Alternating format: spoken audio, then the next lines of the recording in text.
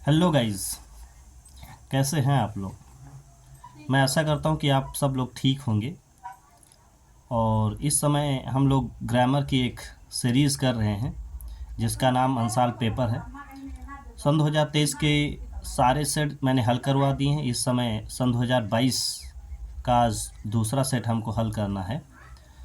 इसमें हम लोग ग्रामर का पोर्शन देख रहे हैं, सेक्शन सी। और इस समय ज़रूरत यही है कि ज़्यादा से ज़्यादा हम लोग जो सेट है हल करें, ज़्यादा से ज़्यादा प्रैक्टिस करें। और जब आप प्रैक्टिस करेंगे तब आप सेंटेंस में किसी न किसी सेंटेंस में फंसेंगे, तब आपको पता चलेगा कि कौन सा पोर्शन हमारा कमज़ोर है।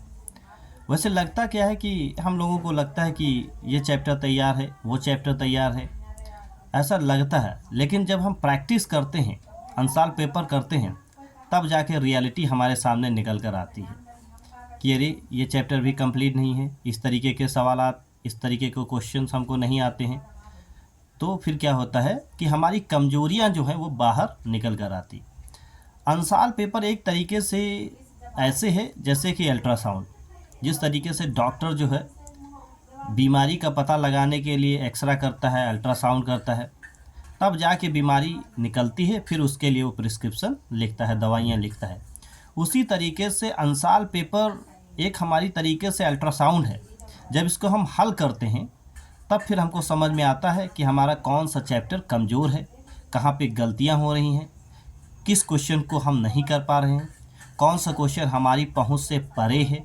तो वो बातें सारी निकल कर हमारे सामने आती हैं। इसीलिए अनसॉल्व को हल करना मस्ट हो जाता है। जितना ज़्यादा आप अनसॉल्व को हल करेंगे उतना ज़्यादा आप एक्सपर्ट हो जाएंगे। इससे कई फ़ायदे हैं। आपकी ग्रामर अच्छी हो जाएगी, आपकी स्पीड मेंटेन हो जाएगी, आपको एग्ज़ाम के अंदर क्वेश्चन पेपर के जो क्वेश्चन हैं वो पढ़ने नहीं पड़ेंगे, आपको पहले से आइडिया होगा कि इसमें क्या पूछा जा रहा है। तो ये पढ़ना क्या, आप जल्दी से समझ पाएंगे चीज़ों को। तो ये बहुत सारे लाभ हैं जो आपको अनसॉल्व पेपर हल करने से मिलते हैं। आज हम सन 2022 का दूसरा सेट हल करने वाले हैं। और सेट का जो नाम है वो नाम है EF। सन 2022 का दूसरा सेट EF। पेज नंबर है 173, मीन्स 173, 173 पेज पर है। और इसमें हम लोग सेक्शन C देखने वाले हैं। आइए देखते हैं। क्वेश्चन नंबर 4 से शुरू होता है। Choose the correct option to answer the following question. इसका A है, undue favour to a place once relative in lucrative post is called. अगर कोई लुभाने वाली जॉब है और उसमें आप अनुचित पक्ष लेते हैं अपने रिश्तेदारों का, तो उसको एक शब्द में क्या कहा जाता है। ये वन वर्ड सब्स्टिट्यूशन है। कास्टिसिज्म, इंडिविजुअलिज्म, सेक्युलरिज्म एंड नेपोटिज्म। जब हम किसी पोस्ट को लेकर के अपने रिश्तेदारों को ज़्यादा इम्पोर्टेंस देते हैं तो उसको बोलते हैं भाई भतीजावाद। तो यहाँ पर हमारा ऑप्शन 4 सही है, नेपोटिज्म। क्वेश्चन नंबर 2 बी है number. The phrase on the when. On the when का मतलब होता है घटना। तो हमारे पास 4 हैं। इंक्रीजिंग है, डेवलपिंग है, डिक्रीजिंग है और स्ट्राइकिंग है। तो phrase on the when means मतलब होता है घटना। तो इसका क्या हो जाएगा, डिक्रीजिंग। डिक्रीजिंग का मतलब भी होता है घटना। The synonyms of despise. Despise means घृणा करना। तो इसका साइनोनिम्स ढूंढना है, लव नहीं होगा, हेट मिल गया। सेकेंड वाला ऑप्शन सही है। डेस्पाइज का मतलब घृणा करना और HAT हेट का मतलब भी होता है घृणा करना। अगर आपके पास अनसॉल्व है, हम लोग जो है अग्रवाल का ये अनसॉल्व है उससे हम लोग हल कर रहे हैं। अगर आपके पास अनसॉल्व पेपर है तो आप उसको खोल लें और कापी और कलम ले करके बैठें। और पहले करना क्या है कि पहले आप खुद हल करें और फिर जो है मिला लें। तब आपको पता चल जाएगा कि कौन सा पोर्शन या कौन सा चैप्टर जो हमारा वो कमज़ोर है। Rohit has gone before his father came. इसमें आपको गलती तलाश करना है। Which word in the above sentence is an error. कौन सा शब्द जो है वो गलत है। तो यहाँ पे गलतियाँ 2 हैं जबकि ढूंढना एक ही है। तो यहाँ पे शायद मिसप्रिंट हो गया है। यहाँ पे लिखा Rohit has gone before his father came. उसके पापा के आने से पहले रोहित जा चुका था। दो काम हुए आपने जानते हैं, पास्ट परफेक्ट टेंस पढ़ा होगा, जो काम पहले होता है उसको बनाते हैं पास्ट परफेक्ट में, और जो काम बाद में होता है उसको बनाते हैं पास्ट इंडेफिनिट में। तो पास्ट परफेक्ट में हैड लगाएंगे, वर्ब की थर्ड फॉर्म लगाएंगे, और पास्ट इंडेफिनिट में वर्ब की सेकेंड फॉर्म लगाए। तो Rohit had gone before his father came, तो कम का हो जाएगा केम और हैज़ का हो जाएगा हैड, इस तरीके से। क्वेश्चन ई है, the antonym of sewer, sewer का मतलब होता है बहुत ज़्यादा तेज, काटू जिसको बोलते हैं। तो इसका हमको एंटोनिम तलाश करना है। तो माइल्ड पहला ही ऑप्शन दिया है, MILD। माइल्ड का मतलब होता है थोड़ा सा नरम, नरम मिजाज का, और सीवर का मतलब होता है एक तरीके से सख्त, काटू। सीवर इंजरी होती है ना, आपने सुना होगा कि this is a severe injury, तो उसी तरीके से। और ये माइल्ड का मतलब हो जाएगा एक तरीके से हाइल्ड, मतलब हल्का, और शिवर का मतलब होता है सख्त, काटू, ज़्यादा। Change in one of the following into indirect narration. Mohit said to Rita, question number 5 है, why did you stop here. तो इसमें ये why did you stop here second type interrogative है। इंट्रोगेटिव रहता है तो सेड टू को हम आस्क्ड बनाते हैं, इंक्वायर्ड आप बनाते हैं, डिमांडेड आप बनाते हैं, वांटेड टू नो आप बनाते हैं, ठीक है। अगर कोई भी चैप्टर आपका कमज़ोर लगता है तो हमारे चैनल पे नरेशन से लेकर के सिंटैक्स तक हर तरीके के वीडियोस पड़े हुए हैं। आप उनको चैनल के प्लेलिस्ट में जाएं और उनको देखें और अपने कॉन्सेप्ट को क्लियर कर लें। तो इसमें क्या हो जाएगा, Mohit asked Rita, conjunction why, why के बाद हमारा नीचे वाला सेंटेंस फिर असर्टिव हो जाता है। तो यू का समर रीता से सी, और डिड का हो जाएगा हैड, क्योंकि past indefinite tense past perfect में जाएगा हैड, और स्टॉप का हो जाएगा स्टॉप्ड, STOPPED स्टॉप्ड, और हेयर का हो जाएगा there. The teacher said to the children do not quarrel with your sister, अपनी बहनों के साथ ना लड़ो। तो इस सेंटेंस के अंदर मना किया गया, this sentence is an imperative sentence. तो क्या हो जाएगा, the teacher ordered the children, the teacher ordered the children, conjunction हो जाएगा not to quarrel with, your का संबंध चिल्ड्रन से हो जाएगा दियर सिस्टर, और इसको फॉरवर्ड से भी बना सकते हैं, the teacher forbade the children to quarrel with their sisters. पहला कैसे, the teacher ordered the children, conjunction not to quarrel with their sister, और यह तब बना लीजिए टीचर फॉरवर्ड द चिल्ड्रन, और कंजक्शन हो जाएगा टू क्वारल विद, योर का संबंध चिल्ड्रन से तो है दियर सिस्टर्स। अभी दिया है, combine any one of the following as directed.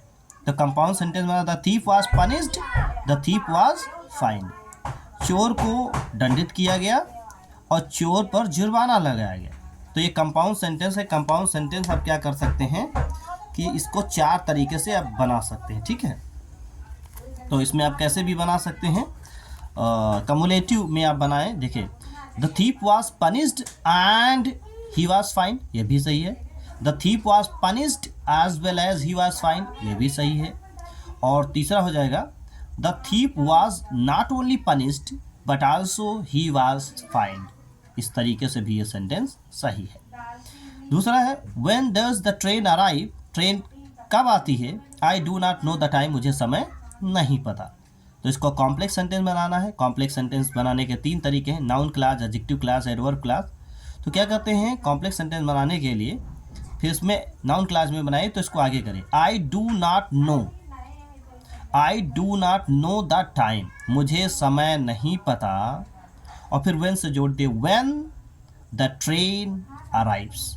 जब सेंटेंस को हम जोड़ देते हैं तो सेंटेंस हमारा असर्टिव हो जाता है, और जब असर्टिव हो जाएगा तो डज हट जाएगा, जब डज हट जाएगा तो ट्रेन सिंगुलर नंबर है तो इसके साथ वर्ब की फर्स्ट फॉर्म में ES लगेगा। तो I do not know the time when the train arrives, या आप टाइम ना भी लिखें तब भी सही, I do not know when the train arrives, मैं नहीं जानता हूँ कि ट्रेन कब आती है। और टाइम लिख लेंगे तब भी कोई दिक्कत नहीं है, और ना भी लिखेंगे तब भी कोई दिक्कत नहीं है। Transform any one of the following as directed, C number दिया है। Kashmir is not so hot as Bhopal, comparative degree बनाना है। तो कंपैरेटिव डिग्री बनाने के लिए सब्जेक्ट को ऑब्जेक्ट में लेके जाते हैं, ऑब्जेक्ट को सब्जेक्ट में लेके जाते हैं। अगर आपकी डिग्री कंप्लीट नहीं है तो हमने अपने चैनल पे बहुत ही ज़बरदस्त तरीके से पढ़ा है, अगर आप उसको एक बार देख लें तो दोबारा आपको डिग्री पढ़ने की कोई ज़रूरत नहीं है, मतलब आपको पूरी तरीके से डिग्री समझ में आ जाएंगी, ठीक है। तो अगर आपने नहीं देखा है तो आप चैनल के प्लेलिस्ट में जा करके ट्रांसफॉर्मेशन वाले में आप डिग्री देख सकते हैं। तो हो जाएगा, आपने पढ़ा कि नाट नहीं तो नाट को लगाएंगे, नाट है तो नाट को हटाएंगे, सब्जेक्ट को ऑब्जेक्ट में करेंगे, ऑब्जेक्ट को सब्जेक्ट में करेंगे। तो भोपाल आगे करिए, Bhopal is hotter than Kashmir, क्योंकि इसमें नॉट है तो नॉट हटाना है। तो कैसे हो जाएगा, Bhopal is hotter than Kashmir. Next है what made you happy, passive voice बनाना है।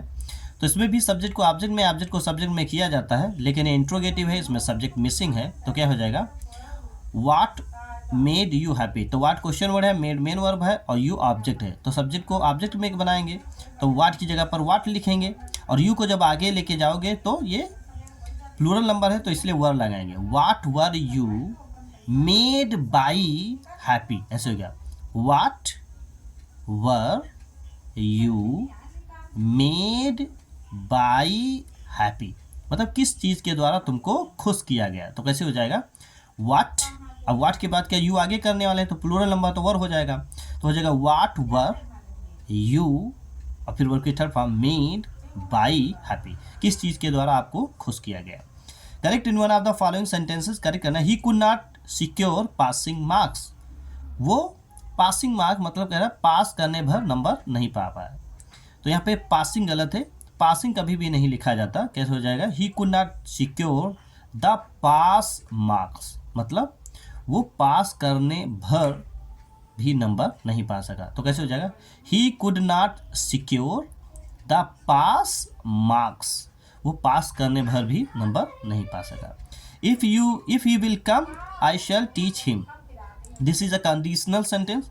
और कंडीशनल सेंटेंस में जिस सेंटेंस में कंडीशन होती है, मतलब the portion which has a condition, जिस पोर्शन में कंडीशन होता है उसको हम किस में बनाते हैं, प्रेजेंट इंडेफिनिट टेंस में। So that means portion of the sentence किया जाता है was translated into present indefinite में, उसको किस में बनाते हैं, प्रेजेंट इंडेफिनिट में, और जिसमें रिजल्ट होता है उसको हम बनाते हैं फ्यूचर इंडेफिनिट में, है ना। तो कैसे हो जाएगा, इफ़ ही कम्स, विल हटेगा, जिसमें कंडीशन होगा प्रेजेंट इंडेफिनिट में रहेगा। If he comes comma I shall teach him, अगर वो आएगा तो मैं उसकी मदद करूँगा। अगर दो सेंटेंसेस हैं और पहले वाले सेंटेंस में कंडीशन है और दूसरे में रिजल्ट है, तो ये आप ध्यान रखिए, please keep in your mind कि जिस पोर्शन में कंडीशन है उसको बनाते हैं प्रेजेंट इंडेफिनिट में। तो कैसे, if he comes, present indefinite में बनाएंगे तो यस यस लगाएंगे, तो if he comes I shall teach him. ये दिया है, use any one of the following pairs of the words in your own sentences to make the different in their meaning clear. दो हमारे पास homophones दिए गए हैं, उनको अलग अलग सेंटेंस बना करके इनके मीनिंग को क्लियर करना है। और हर वीडियो में मैं बताता हूँ कि homophones are those words which are different in meaning and spelling but their sound is same. पहला दिया है PAIN, पेन का मतलब होता है दर्द। तो आप एक सेंटेंस बनाना है, पेन का मतलब दर्द, मेरे पेट में दर्द है। तो कैसे हो जाएगा, I have a pain in my stomach, या आप बोल सकते हैं आई हैव अ स्टमक एक, तब भी सही है। और या बोल सकते हैं I have pain in my stomach, I have pain in my stomach. और दूसरा PANE, पेन का मतलब होता है शीशा, और जो खिड़कियों में लगा होता है। Do not break the pane of the window, window का शीशा ना तोड़ें, do not break the pane of the window. और दूसरा दिया ADAPT, एडाप्ट का मतलब होता है ढालना, उसने अपने आप को एटमॉस्फेयर के अनुसार ढाल लेता है। यह मनुष्य का शरीर जो है क्या होता है, उसने अपने आप को उस नए परिवार के अनुसार ढाल लिया। तो क्या हो जाएगा, she adapted herself to the new family, ऐसे she adapted herself according to the new family, नए परिवार के अनुसार उसने अपने आप को ढाल लिया। और ADEPT, एडेप्ट का मतलब हो चतुर। तो क्या हो जाएगा, he is an adapt person, वो एक चतुर बंदा है, he is an adapt person. Translate the following into English, इसमें स्टोरी हम लोगों को बनाना है। भारतवर्ष एक महान देश है। तो कैसे हो जाएगा, भारतवर्ष एक महान देश है। India is a great country, India is a great country. इसका अतीत बहुत ही शानदार रहा है। इसका अतीत, इट्स पास्ट, कैसे हो जाएगा, its past has been very glorious, its past has been very glorious. विदेशी आक्रमणकारियों ने इस देश को लूटने का प्रयास किया। विदेशी आक्रमणकारियों ने, तो हो जाएगा the foreign invaders. The foreign invaders tried to plunder, PLUNDR, plunder means लूटना। The foreign invaders tried to plunder this country. The foreign invaders tried to plunder this country. इसकी संस्कृति तथा इसके ज्ञान विज्ञान को मिटाने का प्रयास किया। And tried to destroy, and tried to destroy या tried to eliminate, and tried to eliminate its culture and knowledge and science. कैसे हो जाएगा? And tried to eliminate its culture, its knowledge and science. परंतु देश प्रेमियों के बलिदान और बहादुरी के कारण वे सफल नहीं हो सके। But they could not succeed, but they could not succeed because of the sacrifice of patriot. नहीं, ऐसे नहीं होगा। कैसे हो जाएगा? परंतु देश प्रेमियों के बलिदान और बहादुरी के कारण वे सफल नहीं हुए, तो हो जाएगा they could not succeed because of the sacrifice and bravery of the patriot. इस तरीके से they could not succeed because of sacrifice and bravery of the patriot. आज भी देश में किसी चीज़ की कमी नहीं है। इवन टुडे देर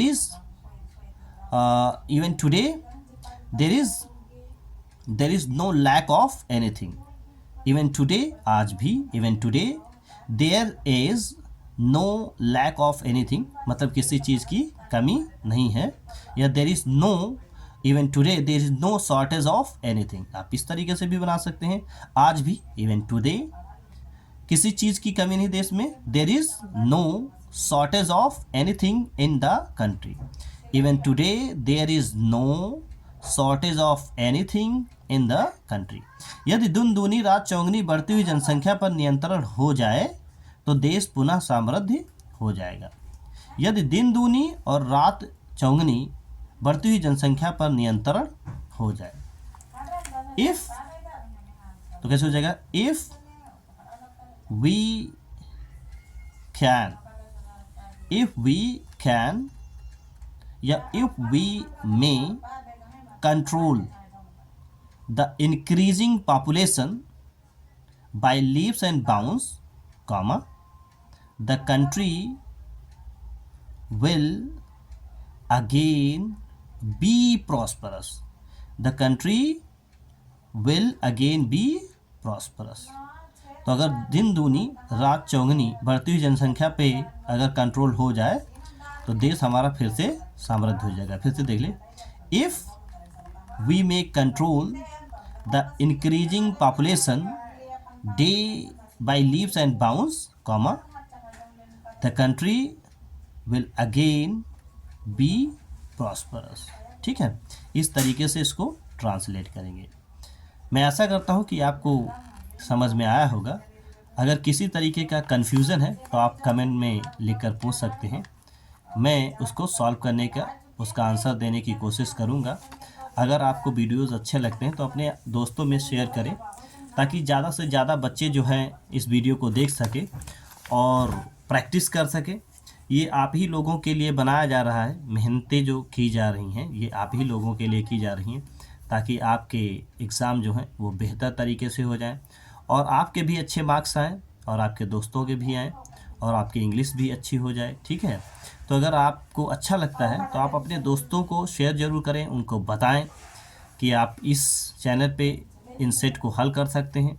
और बेहतर यही कि आप पहले जिस सेट को हम कराते हैं उसको आप पहले अपने आप से सॉल्व करें और फिर उसके बाद आप मिलाएं, तो इससे ये पता चल जाएगा कि कहाँ पर हम गलती कर रहे हैं। ठीक है, तो मिलते हैं नेक्स्ट वीडियो में। तब तक के लिए goodbye and thank you. Till then.